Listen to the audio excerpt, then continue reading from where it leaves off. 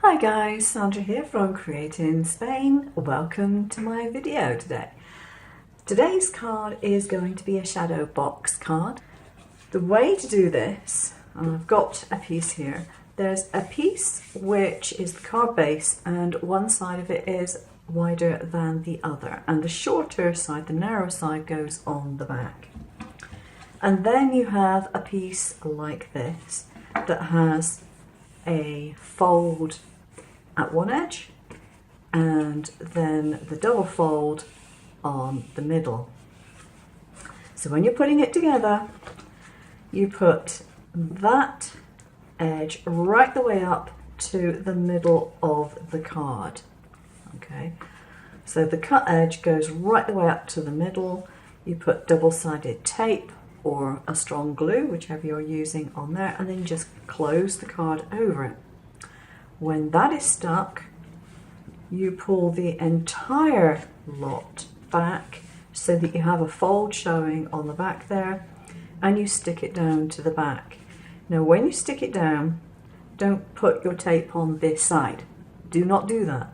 Put your tape on this side, because if you put it on there and you go slightly over, you're going to give yourself a very difficult card to open.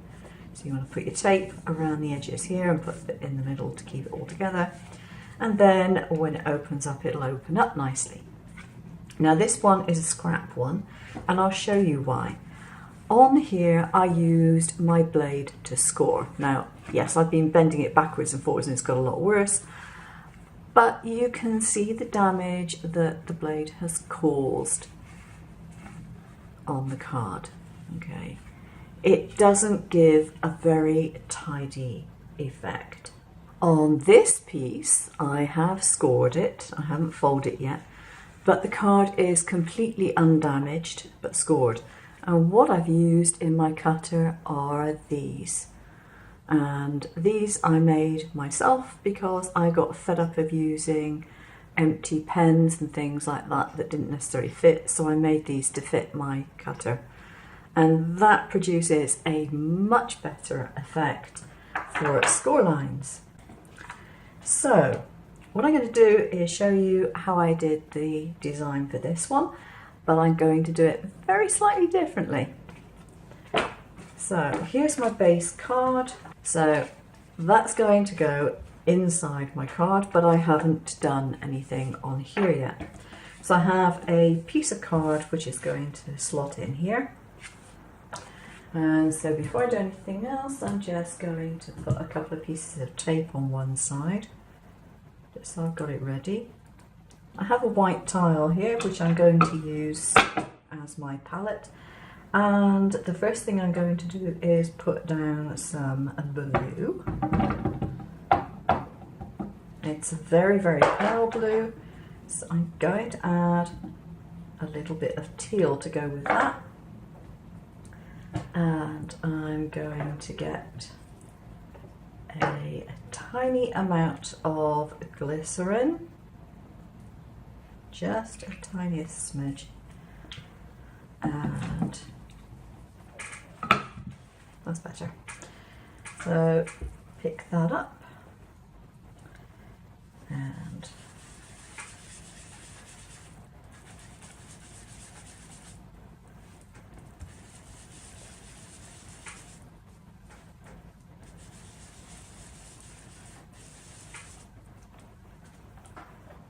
this one's going to be pear tart,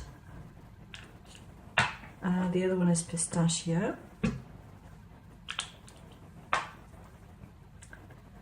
and this one's already got a little bit of glycerin on it, so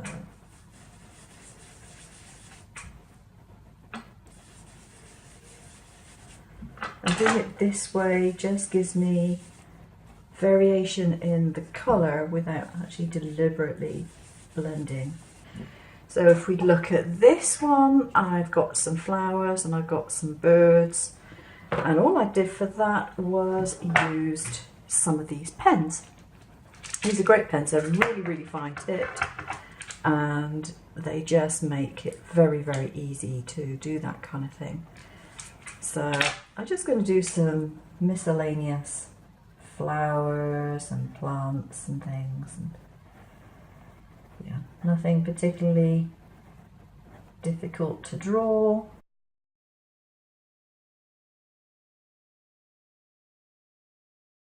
And I need to work out how much is going to be seen. Yeah, if I put something over the top of there of the same size, you can see a reasonable amount of artwork there. And I suspect it's going to go somewhere near the top. The way to do that is to fold over this edge and to put it right against the fold. Open this out, and then you'll be able to see what you would see through here. Backing tape.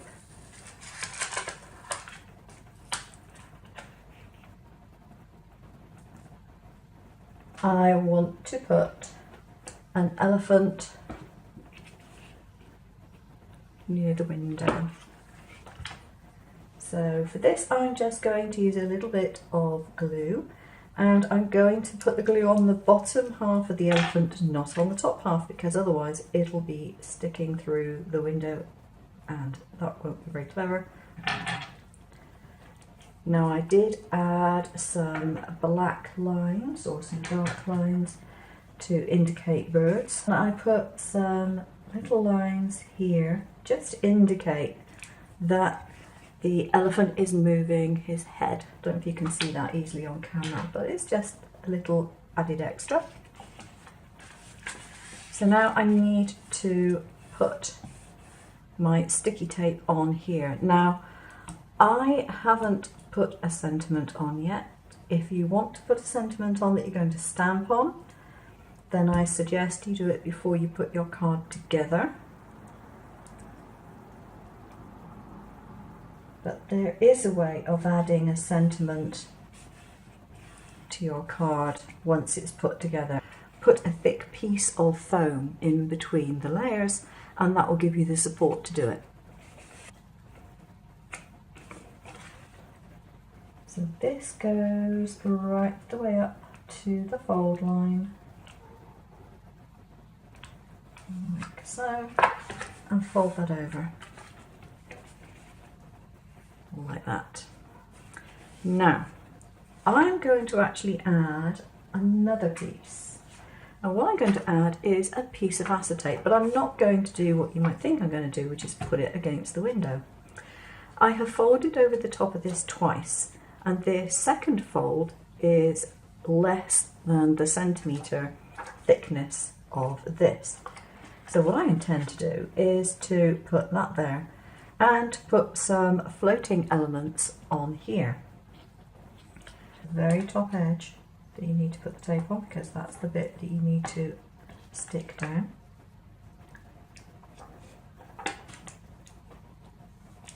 Put that there. So the little elephant sort of floats further in the front, but isn't actually stuck. Sorry, get back in shot. Isn't actually stuck to this front panel at all. There is still a gap there. And now I need to close up this card, and to do that I need to put the sticky tape on here. So it's folded so that you can see the fold line in the back card there.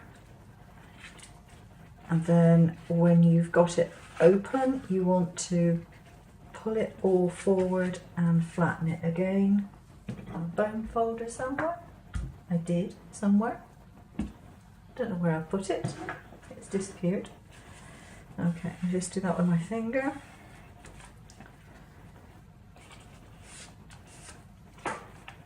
And there we have our very cute little elephant family. Now I'm thinking it could be a sentiment like miss you already, or welcome home, or you're back, or don't forget to pack your trunk, or whatever. And then you can use whatever design that you want to use on the front. But there we go. Now the elephants in here I drew myself, and I did them on my iPad.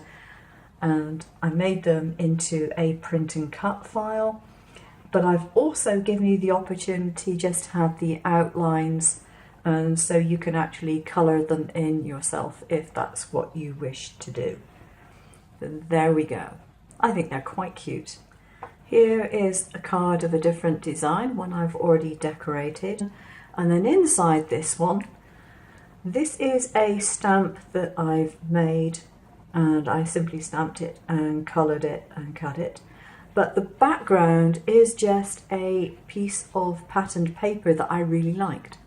So you might find that you don't even have to do any artwork in these sort of things, or very little. If you've got some patterned papers that you can cut decoupage out of, you may well find you can use those instead. Thanks for watching. Take care now. Bye bye.